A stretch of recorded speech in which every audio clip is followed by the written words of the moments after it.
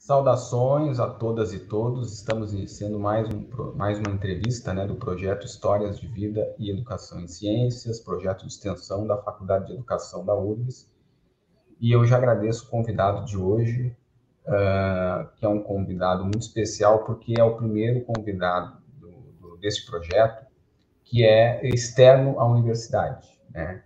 E ele foi escolhido a dedo porque é um professor que é bem atuante na área de educação química, portanto, na área de educação em ciências, por extensão, né?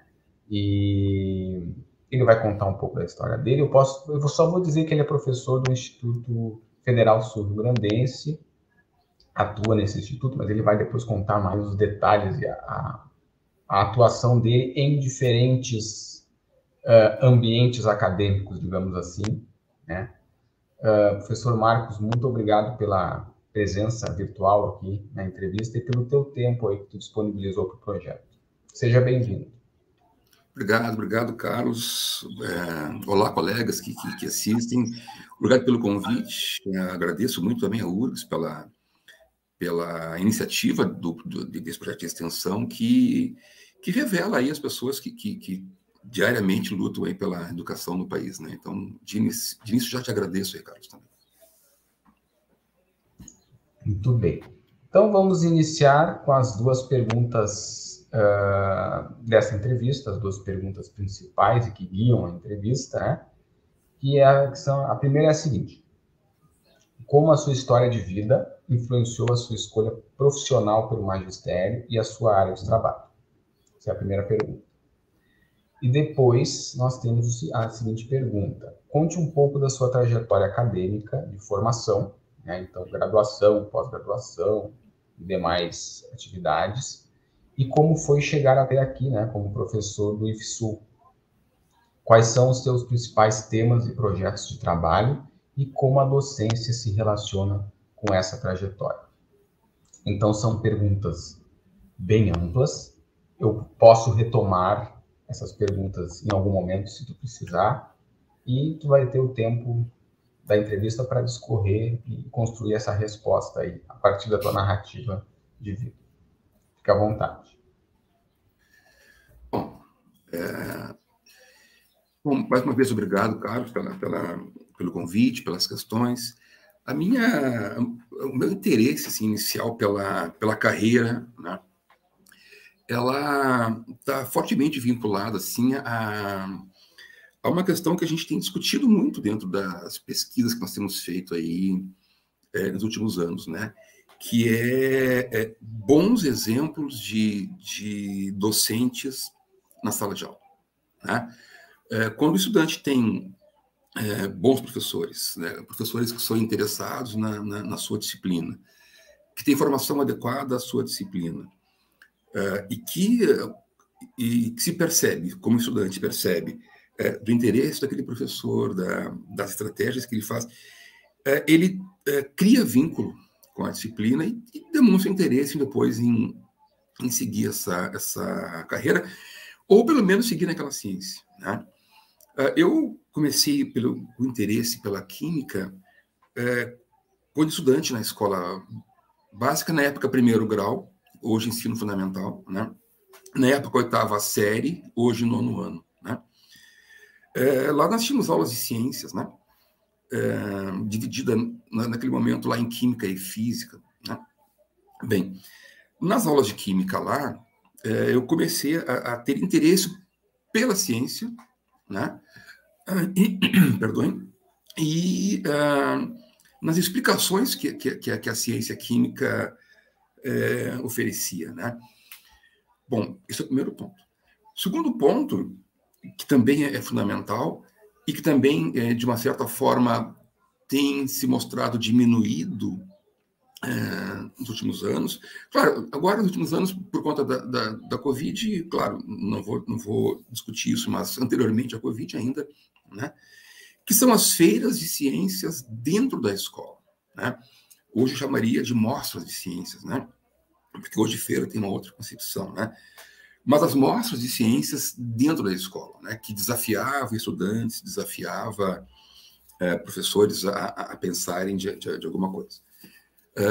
Isso ainda existe hoje, talvez em menor quantidade, em menor importância dentro disso, né?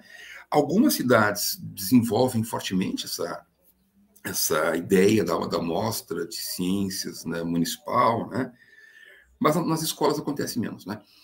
Então, na escola que eu estudava, que era uma escola privada na cidade de Porto Alegre, né, havia essa mostra de ciências, né? E aí, na oitava série, né, eu desenvolvi um projeto que apresentava a química como fator mais importante, né?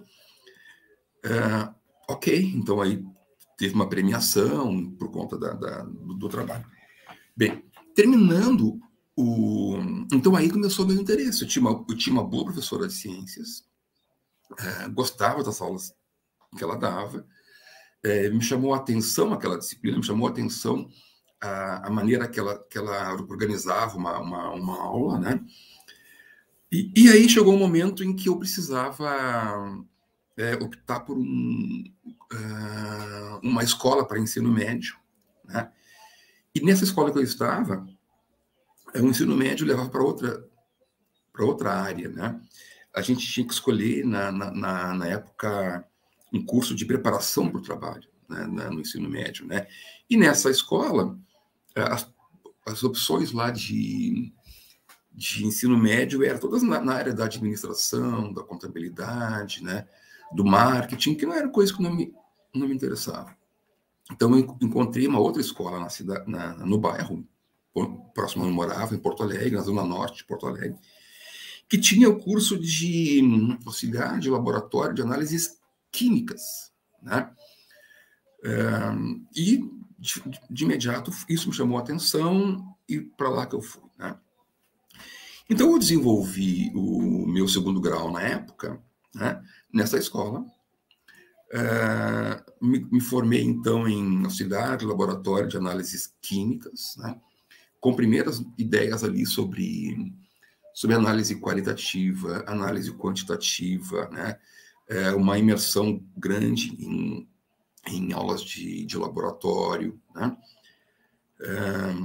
e química geral, e química orgânica bastante, né? Então, o meu interesse pela química foi se formando ali.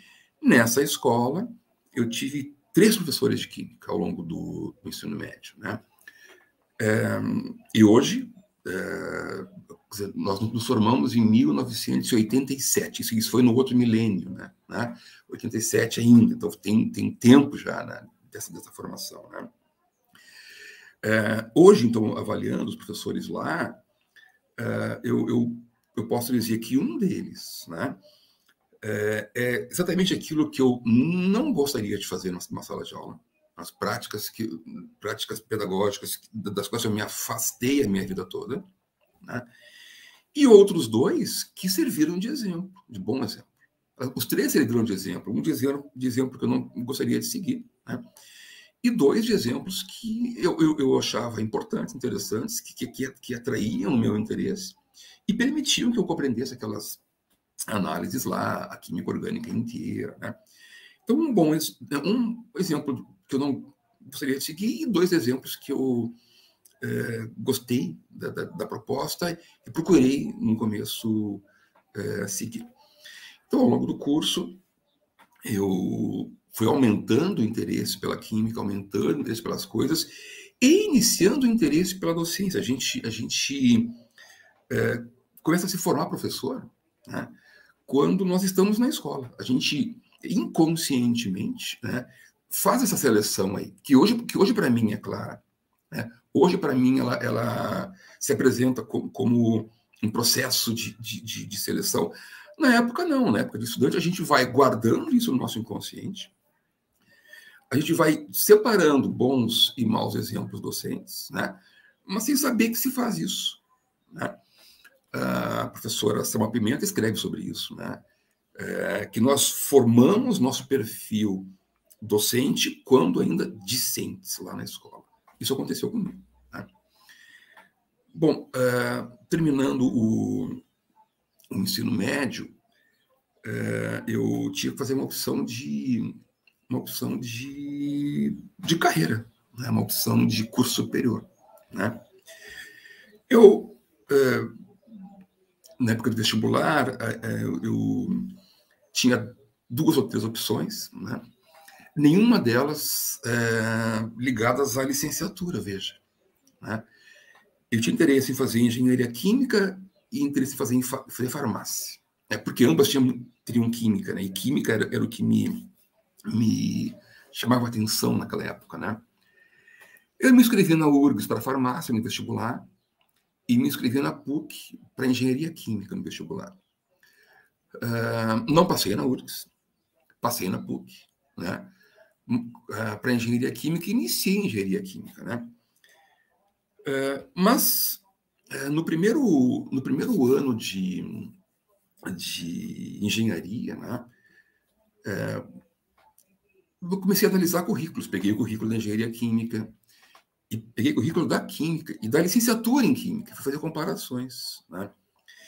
E eu percebi que, na engenharia química eu vou ter, por exemplo, 2 disciplinas de química orgânica ao longo do curso todo. 4 créditos cada um, né? Na química eu vou ter 4 de química orgânica, 8 créditos de cada um. Olha a diferença, né?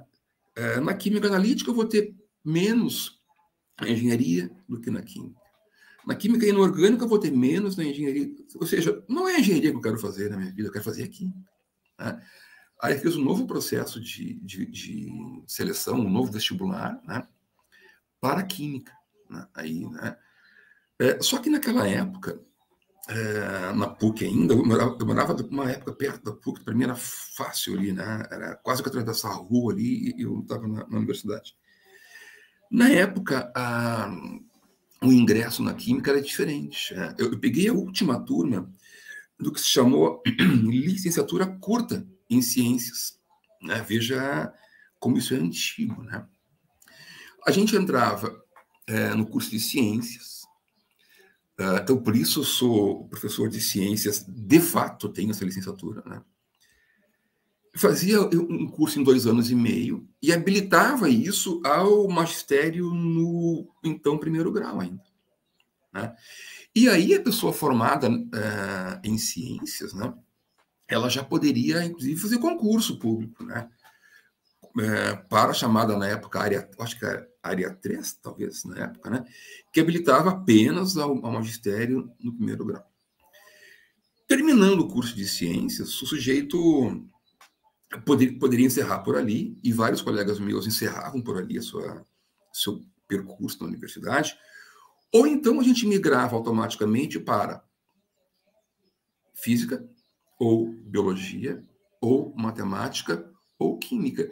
E aí fazia a chamada licenciatura plena, que habilitaria, então, o ensino no curso. No 2º grau, na época, o ensino médio. Hoje até mesmo curso superior, né, em algumas instituições de ensino, então, aí. E cada curso variaria aí o tempo, alguns eram 2 anos e meio, química era 3 anos e meio, a mais ainda depois disso, então. E os colegas aí que queriam continuar se dividiam dentro desse leque aí. Eu e alguns outros fomos para química. Então, aí eu entrei na química, né? Aí eu entrei na química e aquilo era o que eu queria, né? Muita química, né? Na época ainda o curso de química, aliás, na época ainda não, né? Isso ainda hoje a gente vê, né? Era muito vinculado ao bacharelado, né? O nosso ingresso lá, ele era no bacharelado com a opção de fazer cadeiras da licenciatura, né?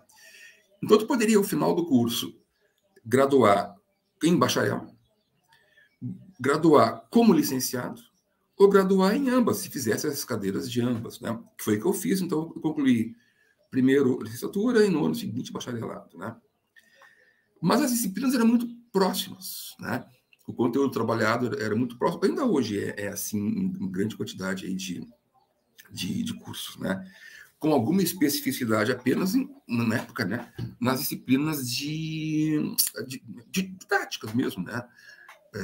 Que eram algumas que havia lá, né? E hoje em dia diferente. Não tinha PIBID na época, né? Que eu acho que foi o grande avanço da licenciatura.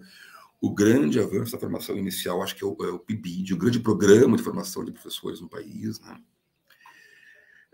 O que nós tínhamos lá era estágio, né? Um estágio de observação, um estágio em sala de aula, né? Mas aí, então, eu fui para a Química, né? E durante o curso, embora eu fizesse as cadeiras específicas do bacharelado, né? Eu percebi que o futuro para mim ali, o meu interesse era a licenciatura, ou seja, eu queria me formar professor de Química. Já era professor de ciências, né? E aí, então, professor de Química. Eu fui até o fim do curso e acabei me formando. Bom, nesse tempo, no segundo ou terceiro semestre do curso de Química, né? Eu fui chamado pela escola onde eu havia estudado no ensino médio, fiz o curso de análise química, né? Uma proposta de trabalho. Olha, tu já é formado em ciências, tu já era formado em ciências, né? Tu não queres trabalhar conosco aqui, né? A gente tem aqui turmas de quinto ano, na época, né? Aliás, quinta série, na época, hoje sexto ano. Quinta série. Temos turma de sexta série e temos turma de oitava série, né? E tu pode, né, assumir as turmas aí. Eu, sim, claro que eu quero, né? Precisava de dinheiro e eu estava me preparando para ser professor e seria um bom começo, né? Aceitei o convite, fui. No começo do ano letivo, naquela semana inicial de reuniões e tal, os professores que estavam lá, vejam, isso foi quando? 3 anos após a minha formatura na escola, né? Eu cursei ciência há 2 anos e meio, aí eu entrei na engenharia, 3 anos e meio, 4 anos depois que eu saí, né? A maior parte dos professores lá eram os mesmos que estavam lá quando eu havia estudado. Ou seja, eram meus professores, né, que estavam lá, né? Uma boa parte. Quando eu vou, né, nessa semana anterior ao começo das aulas, um dos professores de Química se demite. Ele passou num concurso em algum lugar, né? E era professor de Química Orgânica, né? Daí a escola me chamou, vagou a vaga de professor de Química, né, no 3º ano do ensino médio, tu tá afim? Eu disse, olha, eu tô. Quer dizer, eu hoje diria assim, que foi uma grande irresponsabilidade de todo mundo, né, da escola e minha, né? Da escola por contratar um professor não habilitado ainda para isso, né? Não preparado ainda para isso, né? E eu tinha o que ali alguns anos a mais que os alunos, né? Poucos anos, né? E minha por ter aceito, né? Mas aceitei. Então aí daí peguei turmas de quinto ano, de quinta série, né? De sexta série, de oitava série, de 1º ano e de 3º ano no ensino médio. Eu estudava no ensino médio. Então minha carreira começou aí, né? Minha carreira começou em 1987 e me formei em 89, né? Ou seja, na metade do curso eu iniciei a trabalhar em sala de aula, né? Já com turmas de química, então, aí, né? O que eu não recomendo para ninguém, nem para professores, nem para gestores, né? Contratar, né, nessa forma aí. Mas para a escola parecia adequado, para mim parecia uma maravilha. E deu tudo certo, né? Deu tudo certo porque a gente vinculava aí a ideia de fazer o que se gosta, fazer o que se está se preparando, né? E veja, ao longo do curso, uma preparação quase que informal, assim, foi acontecendo, sabe? Porque a nossa turma em Química era na época era pequena. Nós tínhamos lá a turma nossa que ia progredindo cada semestre, era 8 ou 9 colegas só, né? Então, o que nós fazíamos? E vários desses já eram professores também, ou estavam se encaminhando para escolas. O que nós fazíamos lá, então? A gente dava aula uns para os outros, né? Nós éramos também monitores na universidade, cada um era monitor de uma disciplina, eu era monitor de química analítica, veja, né? e os colegas eram de outro. Então, a gente, quando tinha prova, a gente ia para um laboratório, né, e um dava aula para os outros. Né? Um ia para o quadro e dizia, olha, está aqui o conteúdo. Então, a gente se preparava para isso aí. Então, a gente tinha já algum encaminhamento bom para isso aí. E aí foi meu começo. Meu começo foi, no magistério, foi a partir de um convite na escola que eu havia me formado no ensino médio, no segundo grau na época, e foi meu começo, minha porta de entrada para o magistério, com multiplicidade de conteúdos diferentes, de aulas diferentes, né? Eu dava aula, por exemplo, na quinta série e a próxima aula era no terceiro ano do ensino médio, né? Então a linguagem mudava, o conteúdo mudava, o público mudava. Foi uma formação forte, assim, foi uma formação assim, de fogo, né? Para dali, então, desencadear depois a carreira que depois se construiu a partir disso, né? Então é aí que a gente conseguiu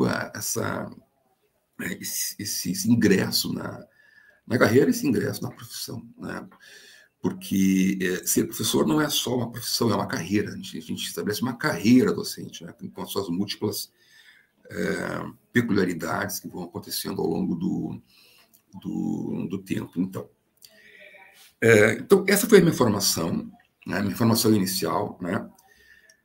Eu terminei, portanto, o curso superior, e aí, então, fui habilitado para trabalhar em 1989, né? Como licenciado, em 1990, como bacharel em Química, fiz umas cadeiras depois, né?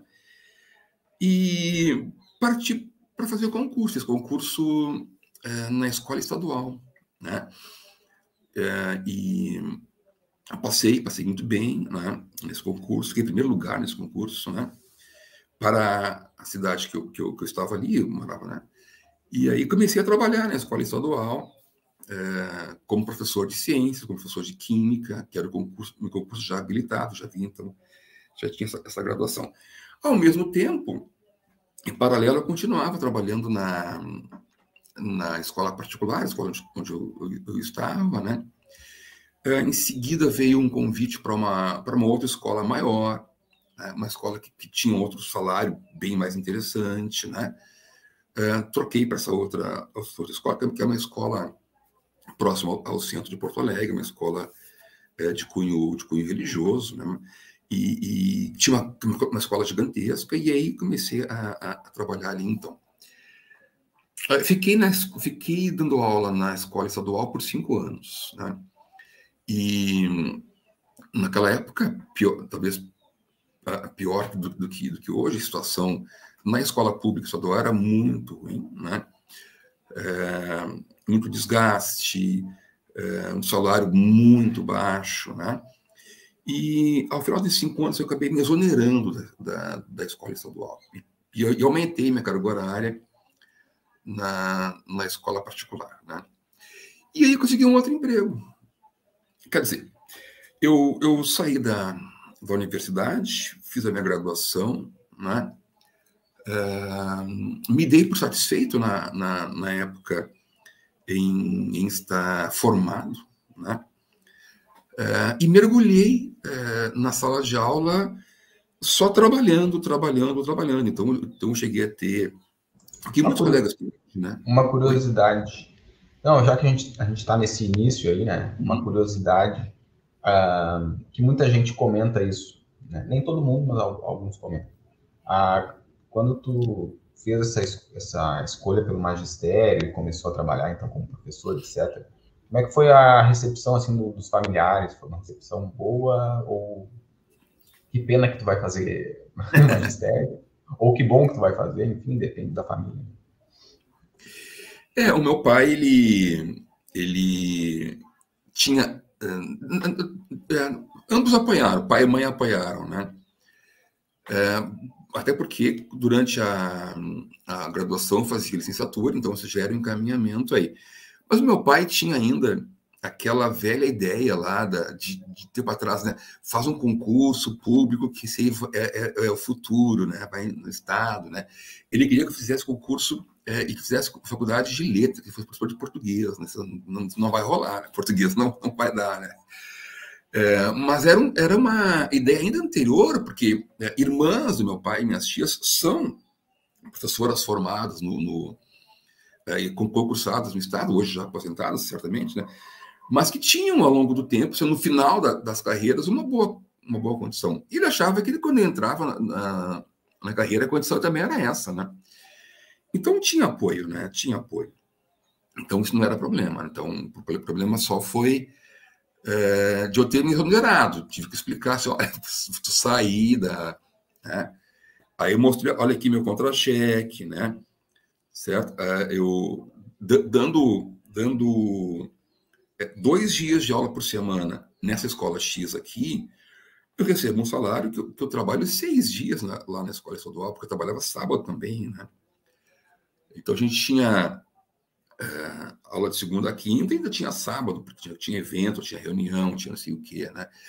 Então, comparando salário aqui, salário lá, né? Aí quando eu fui me exonerar, a servidora lá na época era delegacia de ensino, hoje é CREA que chama, né? Falou, mas professor, veja bem, quando o senhor se aposentar, isso, tu falas aqui há 30 anos, né? É isso que tá te referindo, né? Então, tive que convencer pai e mãe, né, de que financeiramente naquele momento lá era um bom negócio. Me exonerar de um concurso que eu havia sido aprovado, né? E ficar na incerteza de cada final de ano da escola privada, porque cada final de ano a gente passa por uma pressão que é muito grande, pela ideia de vou ser demitido, vou seguir o ano que vem, minhas aulas vão modificar, vão aumentar, que série que eu vou dar o ano que vem, né? É uma incerteza anual, né? Quando chega na época de novembro, já começa essa tensão dentro do magistério privado, né? Que só termina quando o ano seguinte começa. Até lá não há essa tranquilidade na escola. Então, eu tive que fazer essa escolha, tive que justificar o motivo de eu me exonerar, né? Mas, no fim, as coisas andaram bem, porque eu fui trabalhar em 2 escolas. Ambas escolas muito grandes em Porto Alegre, escolas muito poderosas, com muito aluno, né, com muita turma, e que pagavam uma faixa salarial lá, que dentro da tabela que o sindicato tem lá é uma das maiores, né, em Porto Alegre. Então, eu comecei a receber um muito bom salário, né? Talvez mais até que se eu fosse trabalhar na indústria como químico, né? Então compensava financeiramente essa escolha que eu havia feito lá, embora todas as tensões aí em função da incerteza de final de ano, incerteza de que cada um dos colegas que trabalham na educação privada passa ainda hoje, né? Mas então foi esse o caminho que eu fiz. E fiquei, Carlos e colegas, dando aula nas escolas privadas, troquei 2 ou 3 vezes, né? Fiquei muito tempo em umas, depois fui para outras, né? Fiquei por 27 anos. Então, ou seja, fiz uma carreira formada dentro da escola privada, né, em Porto Alegre. Escolas de grande nome, escolas de grande importância, né? E que trabalham aí hoje muito bem e que hoje acolhem professores muito capacitados, colegas muito competentes hoje, né? Nessas posições que a gente trabalha lá. Bem, mas e nesse meio tempo? Eu desconsiderei a minha formação, né?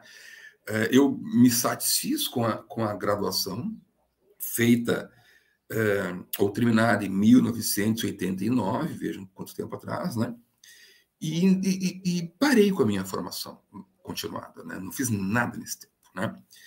A não ser leituras, né?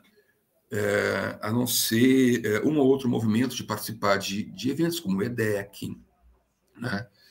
Participar como ouvinte, né? Geralmente, né?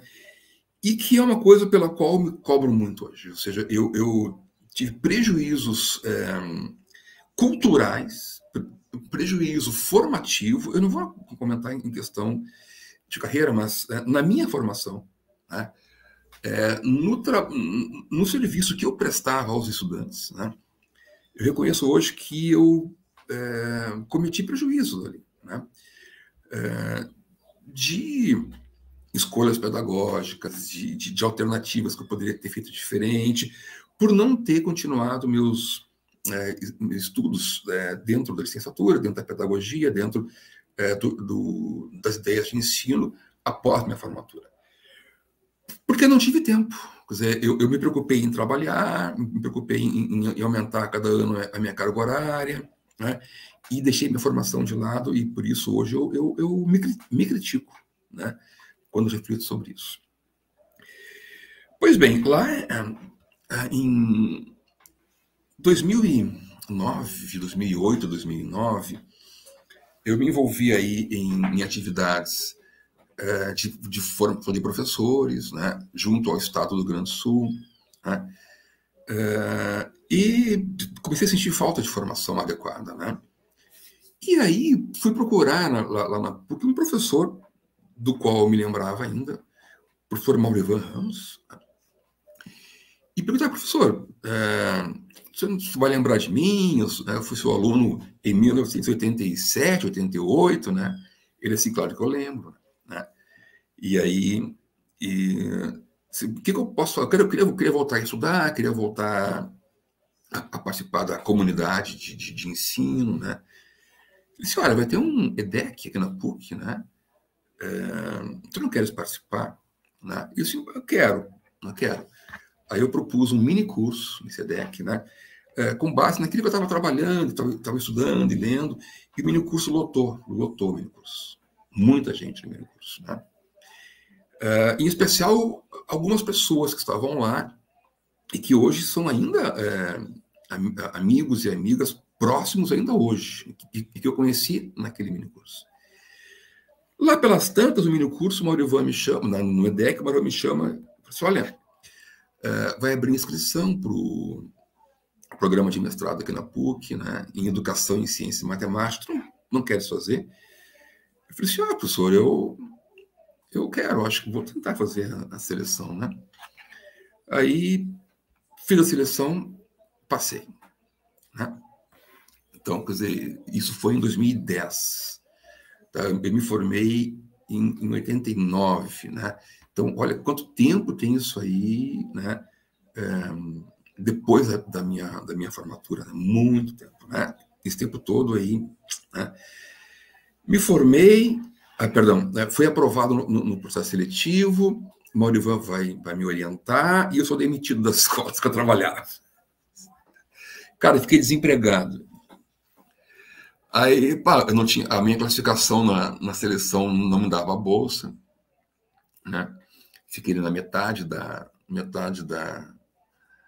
listagem de aprovados, eram 25 vagas, em décimo, ou nono, oitavo, assim, não tinha vaga até o quinto, tinha bolsa até o quinto, aí fiquei desempregado. Aí falei, Maurivan, não vou poder fazer, porque eu fui demitido daquelas escolas.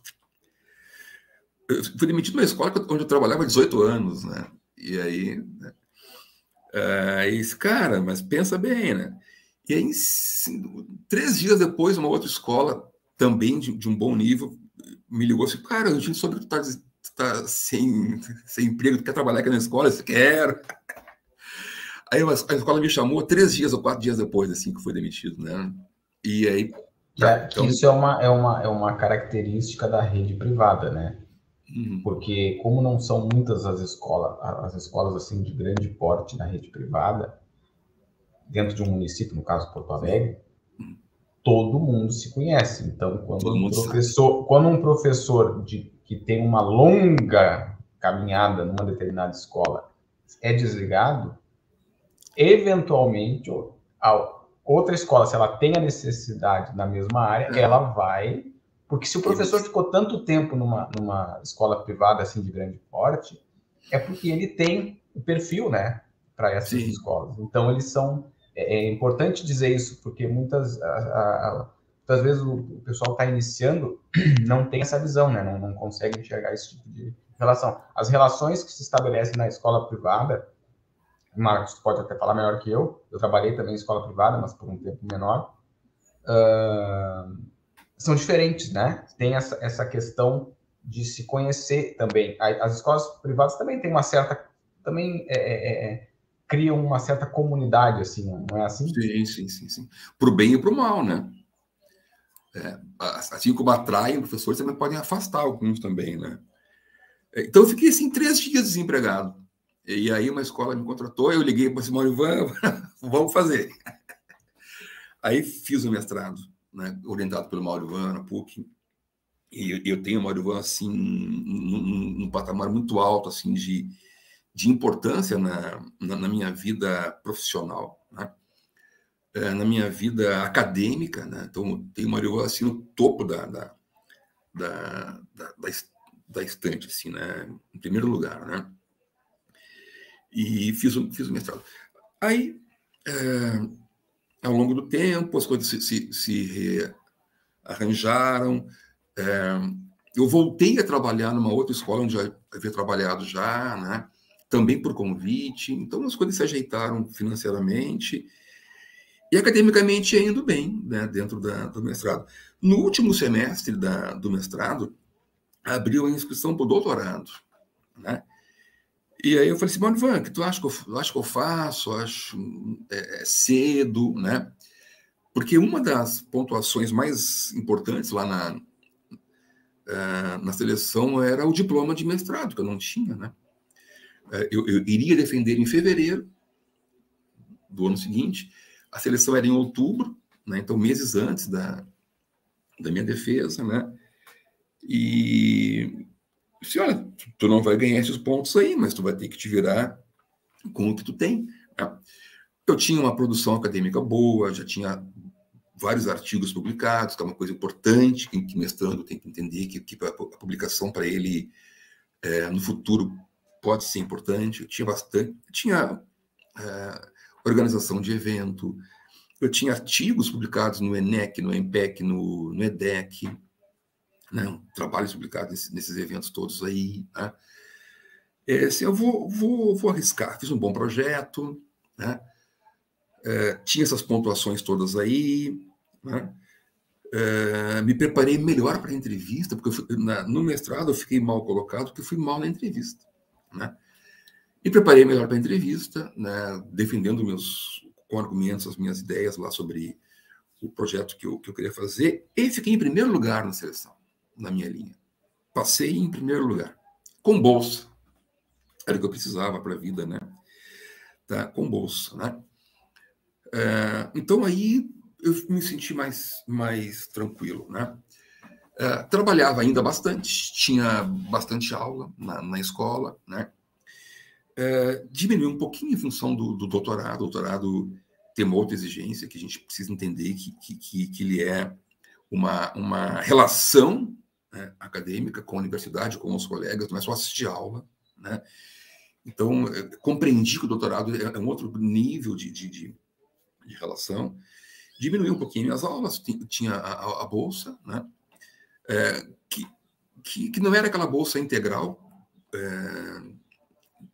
que hoje, né, porque eu trabalhava, né? Eu tinha uma renda. Então, era uma bolsa taxa, que me pagava todos os custos na universidade, né? E então, para mim, ficou muito confortável, assim, né? Então, fui trabalhando e fazendo doutorado. No meio do doutorado, abre concurso no IFSU. Então, abriu uma vaga para o campus Venâncio Aires, IFSU.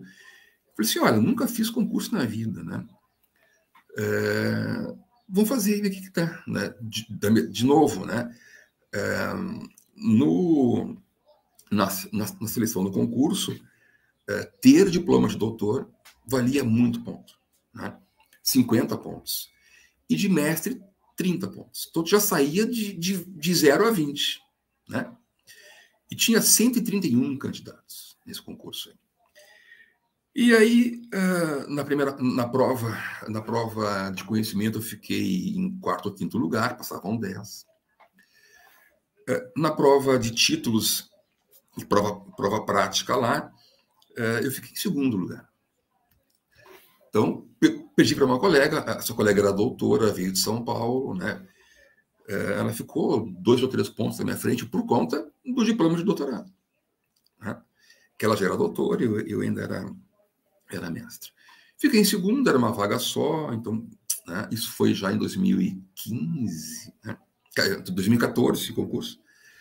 2015, ao longo do ano, ela foi chamada e tal. E aí, lá pelas tantas, acho que foi setembro, outubro de 2015, ela me liga assim, olha, eu estou indo embora, vou para outro lugar, vai abrir vaga aqui. A minha vaga vai abrir, e eu no segundo do edital. E aí, quando foi janeiro de 2016, fui nomeado, né, para o IFSU, né, para o campus Venâncio Aires, professor de Química, o único professor de Química do campus, que Química lá tem uma carga muito pequena, né? Então, a colega dava aula lá, e depois fui para o lugar dela, e entrei em serviço público, mais uma vez, agora na rede federal. E aí saí, né, como nós temos dedicação exclusiva, saí dos empregos lá em Porto Alegre, fui para Venâncio Aires, e aí, ainda no meio do doutorado, né? Aí passei pelo exame de qualificação, encaminhei o término da tese, né? E em 2017, em fevereiro, defendi a tese, né? Defendi a tese na PUC ainda, né? Com uma banca formada por gente de primeira linha, o professor Helder Silveira, de Berlândia, a professora Tânia Salgado, né? Professora Valderez, da PUC, uma banca assim, de excelência, né? Que me ensinou muita coisa. Então, saí daquela banca mais tendo aprendido do que tendo comunicado alguma coisa pelas falas, em especial da qualificação. A qualificação foi muito boa para mim, né? Em termos de construção pessoal, né? Então, me tornei doutor e estando já, então, como professor do IFSU, né? Isso já, então, aí, em 2017, né? Bem, no final do tempo aí, surgiu uma vaga no campus Novo Hamburgo, do IFSU, né? Participei de um processo de remoção dentro da instituição, fui contemplado e vim para Novo Hamburgo, onde estou até hoje, né? Dentro do campus, então. Aí, dentro do campus do IFSU, no meu campus, né? A gente tem só o ensino médio, não tem uma... Nosso campus não tem licenciatura, né? Tem ensino médio, né? Aí criei dentro do campus uma pós-graduação em educação, né? Que a gente chama de educação pela pesquisa, onde eu trouxe, então, aí para essa pós-graduação, trouxe ideias que eu havia construído ao longo do doutorado, ao longo do mestrado, né? Que são reflexos assim tudo que eu escrevo, do que eu pesquiso, né? Que é a ideia da importância da pergunta do estudante, a importância do ensino pela pesquisa. Então, eu criei uma pós-graduação no campus com esse perfil, né? E que forma estudantes que são professores na rede de São Leopoldo, de Novo Hamburgo, na região, né? E que vão voltar para a sua sala de aula depois e vão expandir as ideias que a gente constitui lá. Bem, mas o meu alcance ali era esse, né? Era dar aula no ensino médio, o que eu faço ainda, né? E atuar na pós-graduação, o que eu também faço ainda.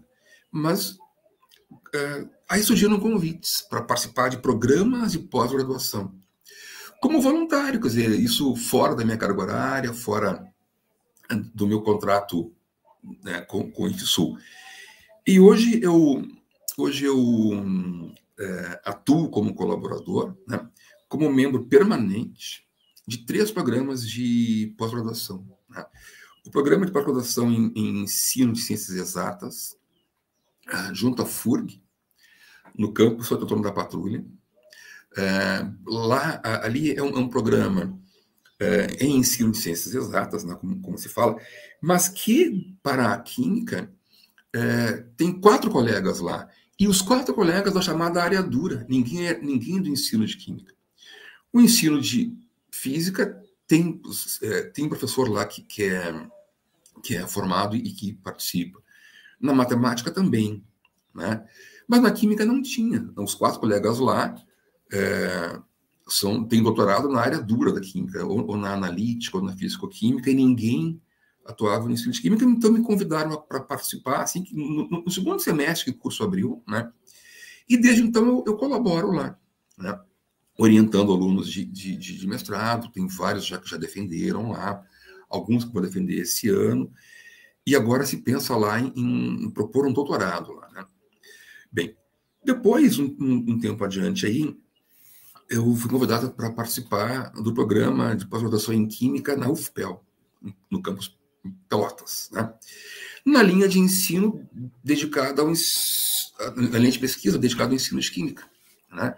Linha 4 lá, né? Então, com os colegas lá da UFPEL, havia 2 colegas, hoje há mais um, são 3 colegas lá, e eu fui convidado e também me credenciei lá, e também oriento lá estudantes de mestrado, doutorado, dou disciplinas nesses lugares todos, né? Disciplinas ligadas ao ensino de química, à análise textual discursiva, que é a minha forma de tratamento de informações que eu escolhi e que eu levo adiante, né? A educação pela pesquisa, né? A ideia de estudar a interdisciplinaridade, a contextualização, né? A transdisciplinaridade, são temas que eu trabalho. E, por fim, no ano passado, me submeti a... Tudo isso porque eu tenho tempo, né? Tudo com tempo livre, né? No ano passado, eu ainda me credenciei também no processo de seleção na URGS. Então, eu participo do programa de ensino de ciências, antigo programa de química da vida e saúde na URGS, né? Também com alunos de doutorado, alunos de mestrado aí na universidade. Então, eu trabalho hoje, além do IFSU, onde é a minha instituição de origem, onde eu tenho disciplinas de química, tenho a pós, eu atuo hoje ainda em 3 programas de pós-graduação, né? Tem um total hoje aí de 10 alunos mestrandos e 6 doutorandos, que eu estou acompanhando no progresso deles aí, então. Como sobrava tempo ainda, ao longo do dia e da semana, o que é que eu fiz o ano passado? Eu concorri, fui eleito diretor do campus. Então, além da atuação de professor, ainda sou diretor do campus aqui em Novo Hamburgo, né? E ainda, sobrando tempo ainda, por uma articulação de colegas, eu concorri o ano passado também à presidência da Sociedade Brasileira de Ensino de Química. A gente chama de SBENQ. É uma sociedade que reúne licenciandos, que reúne professores, que reúne formadores de professores, né? E que reúne pesquisadores em ensino de química do país todo, próximo a 400 membros hoje aí, né? Que é uma entidade nova, né? Formada aí há menos de 5 anos, né? E que pensa o ensino de química unicamente, né? Então, não é uma sociedade como outras que a gente conhece e que respeita profundamente, que tem vários interesses, um deles é o ensino de química, né? O nosso interesse é apenas o ensino de química. Então, a gente se dedica a acompanhar o que acontece nas políticas públicas, né? O que acontece na formação, né? Temos uma revista destinada exclusivamente ao ensino de química, que publica aí periodicamente artigos, né? E essa sociedade, ela teve como primeiro presidente, né? O professor Gerson de Souza Moll, que é um professor reconhecido no país todo, né? E na primeira gestão eu já participei como representante da direção na região sul. E terminando a gestão, se articulou uma chapa para concorrer à direção e eu participei da chapa como candidato a presidente e fomos eleitos lá, então. Né? Então, até o ano que vem ainda, a gente está nessa função aí também de presidente da SBEM, que tem dado uma boa perspectiva assim, de modificações, de melhoria, de atuação dentro da área. O que faz com que a gente seja conhecido aí no país todo. Difícil é hoje a gente ter participar de uma mesa, participar de um processo onde não haja alguém que a gente conheça, né? De uma forma ou outra. Então, esse caminho dentro das instituições de ensino, né? Do Instituto Federal, na FURG, na UFPEL, na URGS, né? Uma participação assim ativa dentro dos EDECs, organizando o EDEC, né? Dentro do EMPEC, dentro do ENEC, levando trabalhos, participando de mesa, participando de debate, dando mini curso, que é um caminho recomendável para quem está atuando no mestrado, para quem está estudando no mestrado, para quem está estudando no doutorado, né? De propor, de apresentar a sua pesquisa, apresentar aquilo que ele faz, mostrar a relevância daquilo que ele faz. Isso me deixou aí, de uma forma ou outra, conhecido no país todo, né? E quando eu falo país todo, é o país todo mesmo. Assim, eu estava outro dia numa discussão aí de uma mesa com colegas do Acre e do Pará. Então, quer dizer, a gente vai, assim, claro, pelo meio online, vai a lugares que a gente não pensaria estar em algum outro momento. Então isso foi que me trouxe até aqui, né? Isso foi o que constituiu assim a minha trajetória acadêmica, né? Participando de atividades, participando de eventos, em especial estudando e produzindo, basicamente em duas áreas de pesquisa, né? A formação de professores, a partir da inserção da ideia da educação pela pesquisa, né? E dos processos de aprendizagem, né? Como ajudar o aluno a aprender, né?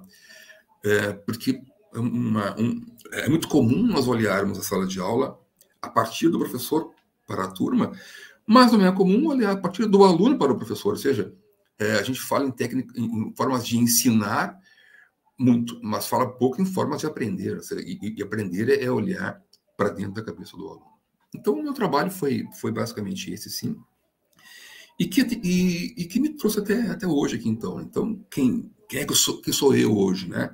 Professor do IFSU, do Campus Novo Hamburgo, diretor do campus, professor do ensino médio, professor na pós-graduação, professor efetivo de 3 programas de pós-graduação, né? E orientador de alunos de mestrado, de doutorado, né? E presidente de uma sociedade que pensa em ensino de química, né? Que é a SBEM, que é como eu cheguei até aí, então, Carlos.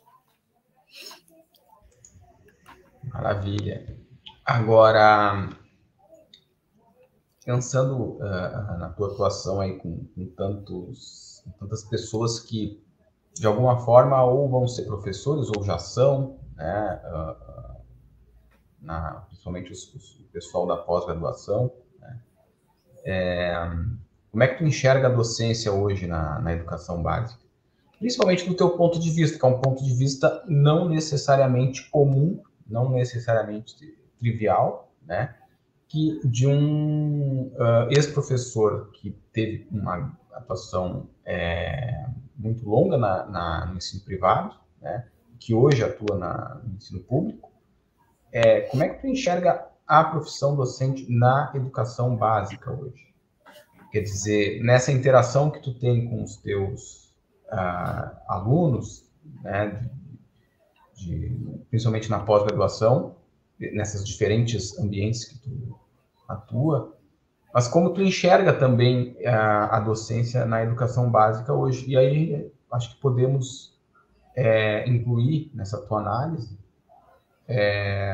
esses diferentes ambientes, né? Tanto na educação pública quanto na educação privada. Eu vejo com alguma preocupação isso hoje, né?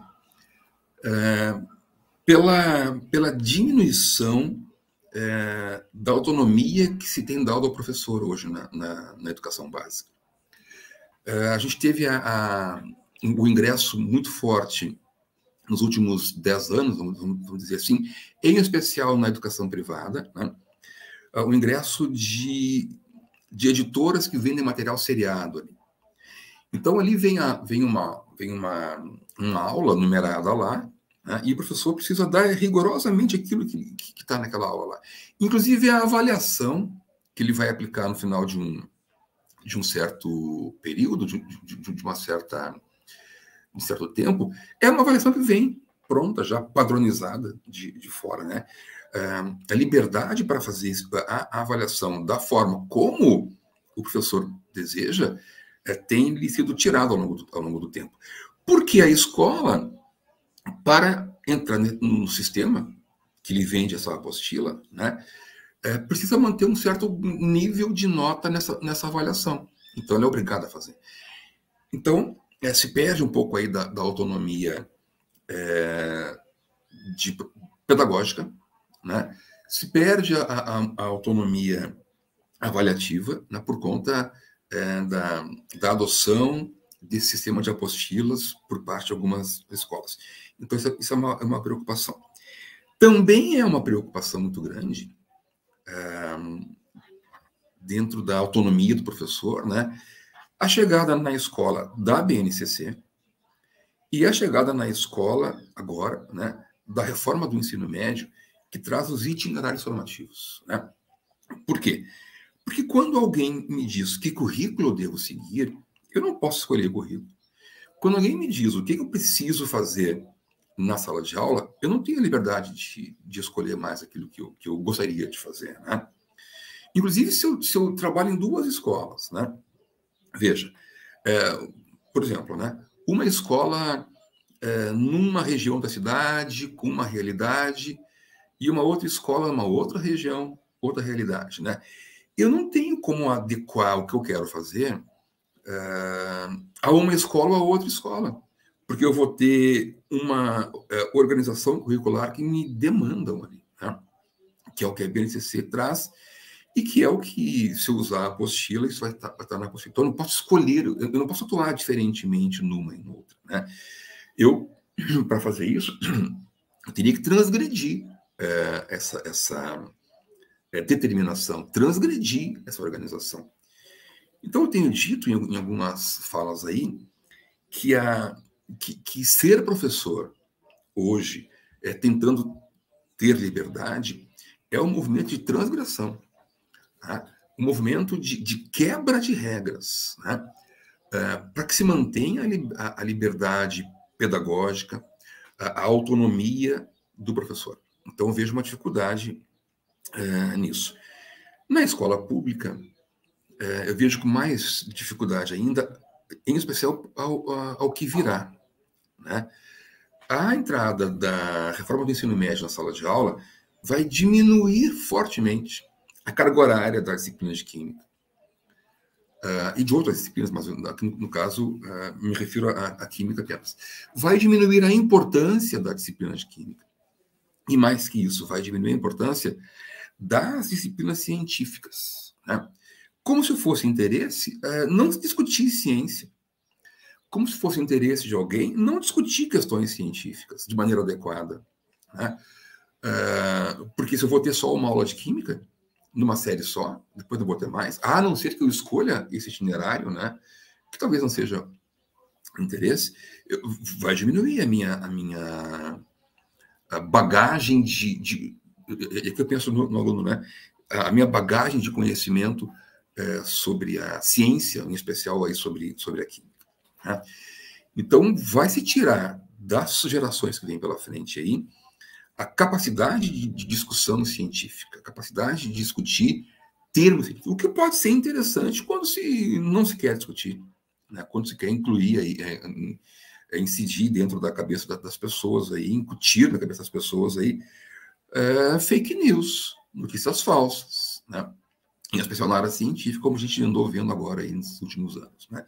Então, eu vejo uma dificuldade dos professores aí, né? Que escolha terão que fazer de currículo? Que escolha terão que fazer de conteúdo? Porque caminho vão seguir os professores, né? Já que vai diminuir grandemente sua carga horária, vai diminuir a sua relação com o estudante, né? E pior ainda, penso aqui, quem é que vai dar aula nas escolas públicas, né? Porque, por exemplo, um professor de química está colocado numa escola estadual, por exemplo, né? Ele tem as suas 20 horas, vamos supor 20 horas, né? Um professor de biologia também está colocado naquela escola ali e também tem suas 20 horas, né? Mas aí o professor de química vai dar 4 aulas só.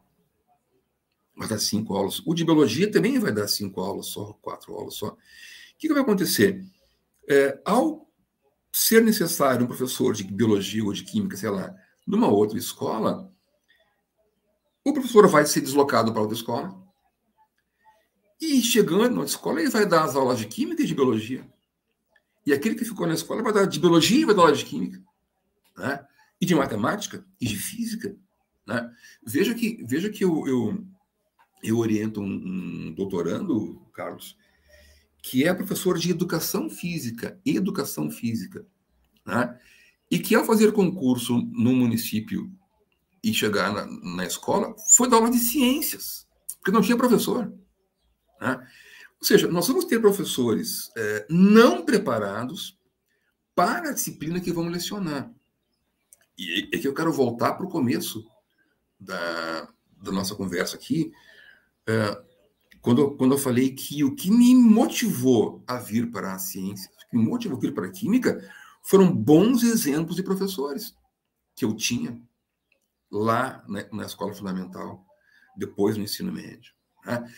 Eu me tornei professor porque eu tive bons exemplos de professores, né, que adequadamente atuavam em disciplinas para os quais estavam preparados, né?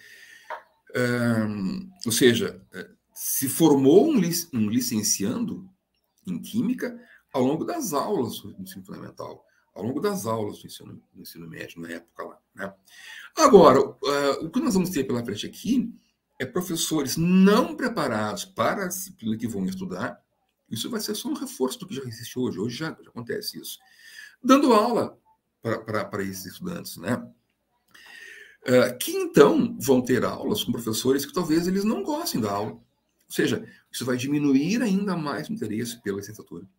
Nós vamos ter ainda mais vagas ociosas nas universidades. A gente tem hoje uma diminuição do interesse muito grande dos concluintes do ensino médio por carreiras de professor, né, por licenciaturas, né, tem uma grande quantidade de vagas ociosas aí, né, nas instituições por conta do desinteresse dos estudantes, né?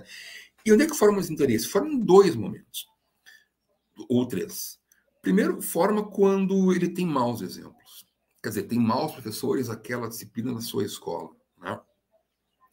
Então ele se afasta daquilo. Segundo, ele se interessa pela profissão quando ele ouve notícias sobre questão financeira, a dificuldade financeira, a diminuição dos recursos públicos na escola, a depreciação das escolas, a depreciação da carreira docente. Isso ele ouve diariamente, né?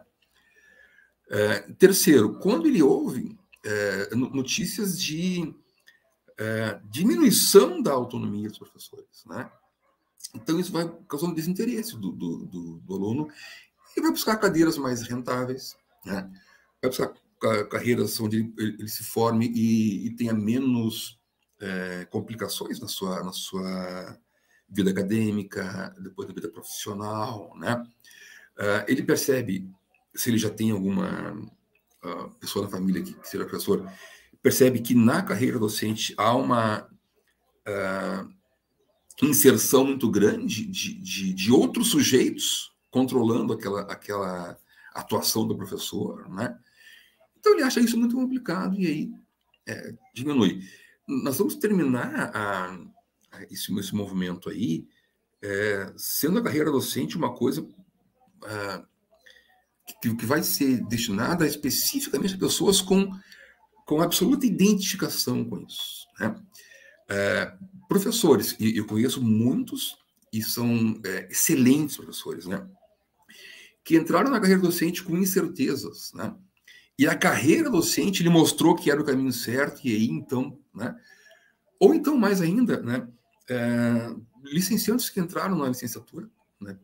Perdoando a redundância, com incerteza se ficaria ou não, e o PIBID os fez ver, olha, é isso que eu quero fazer, né? Esse é o meu caminho, né?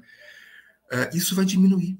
Primeiro que o PIBID está numa situação aí que a gente bem sabe, né? De total precarização, né? Nesses últimos anos aí, né?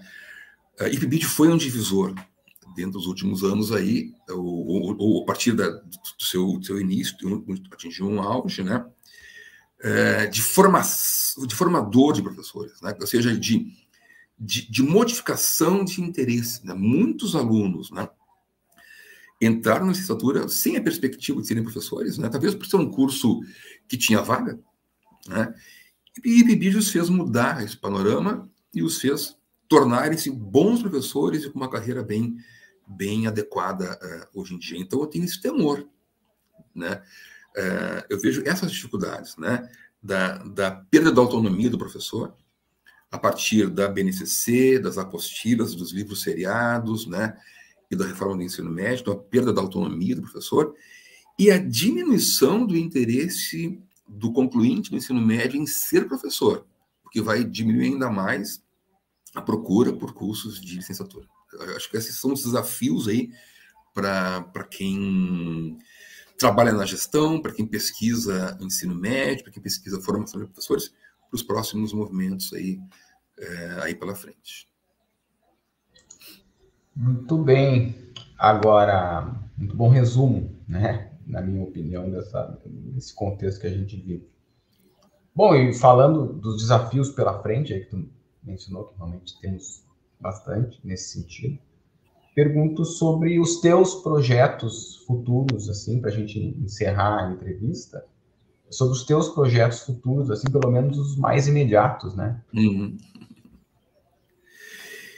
A gente tem uma série de coisas que sempre estão chegando, né?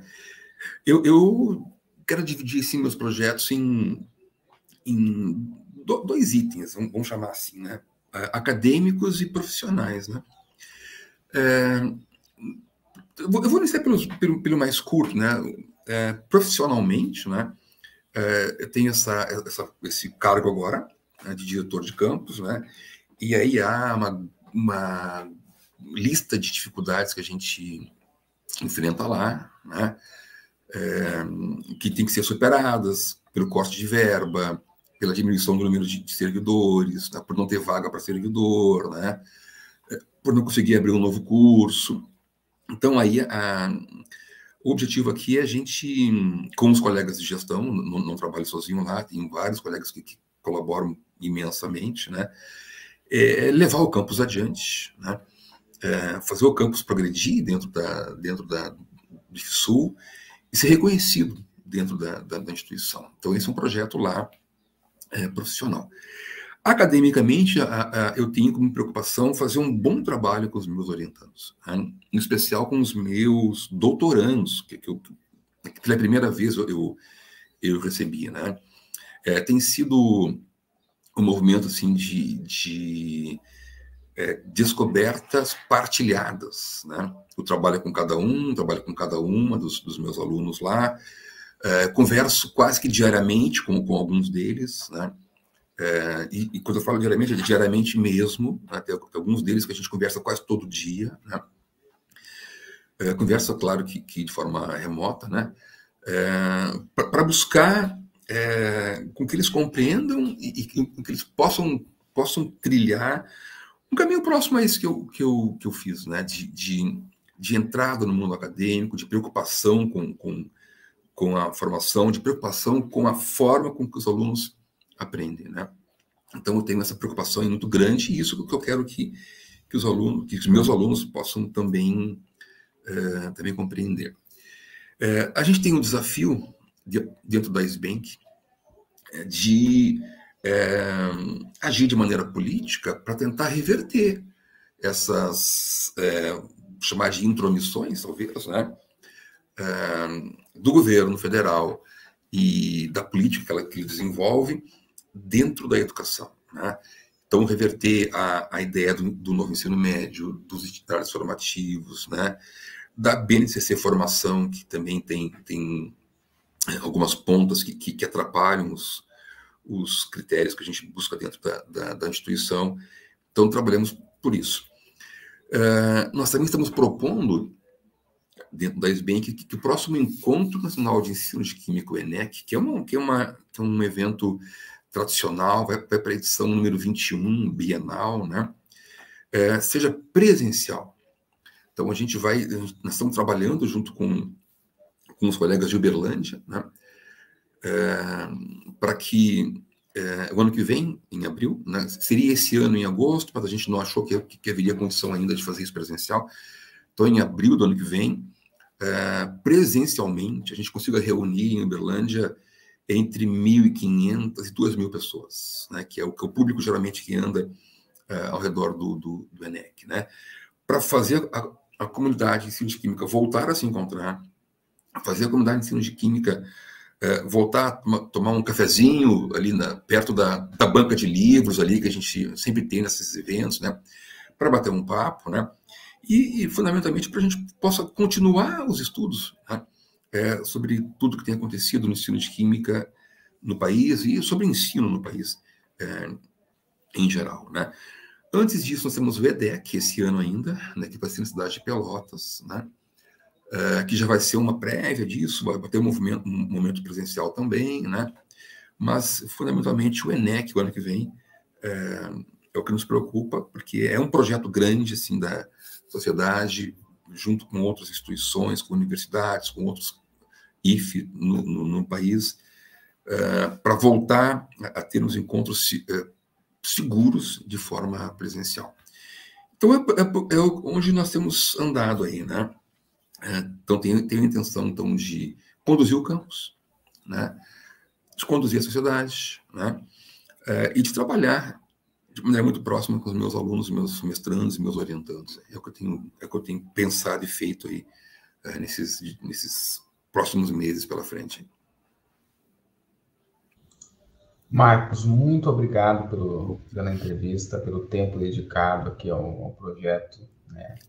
Encontrou uma parcela do teu tempo aí que é tão disputado, né, por tantas atividades, então eu agradeço demais. Eu quero lembrar que essa entrevista, ela não só será publicada, né, e fica registrada no canal do YouTube do projeto, mas ela fica registrada na biblioteca da URGS, sistema de bibliotecas, e no nosso portal Lume, né? Então, eventualmente, alguém que queira, ou seja, fica, na verdade, registrado como um documento, né? Então, a pessoa pode ir lá no portal, baixar o arquivo em vídeo da entrevista, e se quiser, né, se alguém em algum momento quiser assistir com mais calma, ou até mesmo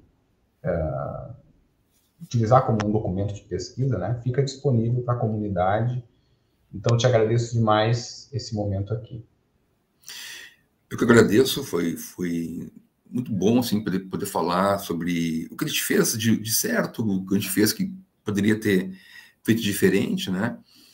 E quero agradecer a URGS, agradecer a ti, Carlos, aí, pela oportunidade e deixar um forte abraço aí para todos. Aí. Boa sorte, então, nos projetos. Espero te encontrar aí presencialmente, né, nesses eventos todos. Breve estaremos já na rua aí. Abraço, tchau, tchau. Tchau.